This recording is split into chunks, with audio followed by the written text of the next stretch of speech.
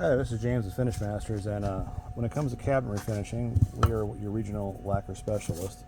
And most of the stuff that we see online posted by other companies and people jumping into the cabinet trade because either it's wintertime in your region or things have slowed down throughout the season, so the guys are simply trying to stay busy.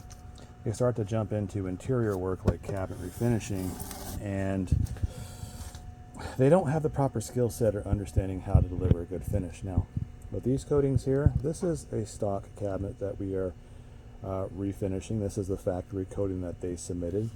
This coating is a waterborne lacquer finish on top of a waterborne stain, which is why you see in most homes around the kitchen sink, the trash can, the chute, you end up getting lots of flaking, chipping, and things like that, especially when you get towards the doors and drawers that are near the trash can and as well. But upon close examination, I noticed that this particular door, if you take a look here, you see the line coming this way.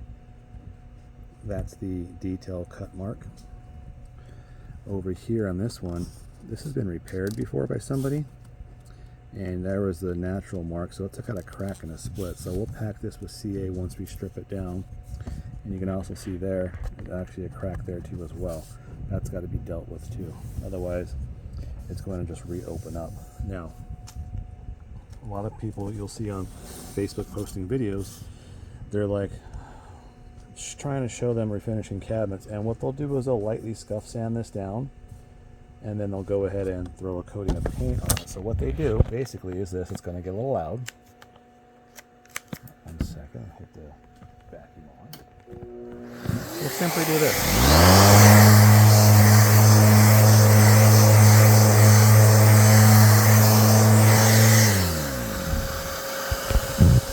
We'll wipe it down.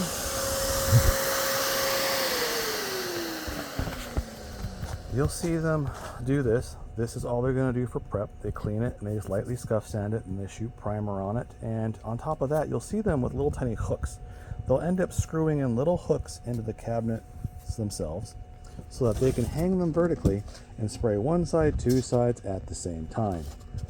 That is your inferior finish. If you're seeing somebody doing that on a video, that is not the correct way, the professional way to paint cabinets and refinish them. What they're doing is trying to sell something on a budget because they know people want the cheapest price, and then they end up getting the cheapest finish and cheapest quality as well. We actually have to strip everything down to the bare wood finish. On the back, we plug the holes not with putty but with actual wooden dowels, maple here, so that it actually will match. If it's a stain grade, if we need something like on a customer, we're going to patch them. I'll select out a piece of lumber that matches, whether it's going to be maple or poplar or whatever the cabinet maker made. I will find the grain pattern, and then I'll go ahead and laser cut out a section and make a laser cut plug that'll match perfectly, so you won't even see the patch at all. And that way when we put stain on it, it actually looks beautiful and there's no telling that it was ever repaired.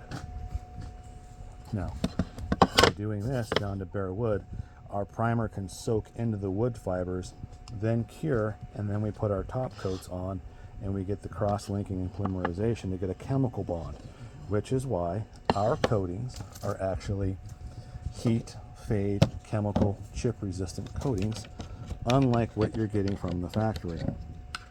So your Walmart version of nail polish remover is 100% acetone. Put a little bit on here. You can see it, it's wet. And what happens is with this coating, the cheaper stuff you get from the manufacturers when you buy cabinets, they don't use the good stuff, they use the cheap, economical things, no matter how much you pay. And what they do is, after you do that, this is what you get. Over here, no scratching. Over here, it just gums up. So you get this happening all over your kitchen sink area, the bathroom, the faucets, the vanities, anywhere you're using 409 degreasers. If you get salad dressing, the acetic acid, right? That's what your vinegar is an acetic acid. And what happens is your coatings themselves end up prematurely failing. your hand residue, just grease, things like that around the doorknobs. A lot of times it gets gummy, and then you get all kinds of nastiness, and we get a lot of cabinet doors that are really grimy sometimes, okay? And we'll have to strip them down, clean them, or take the laser system to them and strip them down back to bare wood. But that's a little different process.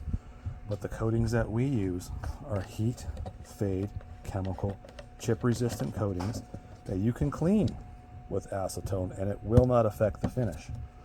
In order to use that coating though, you have to get down to the bare wood, because if I put that coating on top of this, guess what? The coating, the new paint that we would put on top of this, will do this to the existing coating. So the cost is more, obviously, but the cost is there because we're not skipping the prep phase and just painting over what you have. We're stripping down to bare wood so that we can put the best coating on the surface so that you never have this happen again. This won't happen with the new stuff that we use. So that's just one of the many things that separates me from the rest of the people out there that have jumped into the painting market. We've been doing this a very, very long time. I've done over 2,000 kitchens at this point. And that's why we're able to warranty for a very long time. And the other people, you're lucky to get a year out of them. You really are. You're lucky to get a year, and even then, you're lucky they're going to even be in business anymore to come back and make any repairs or fix things if something goes wrong.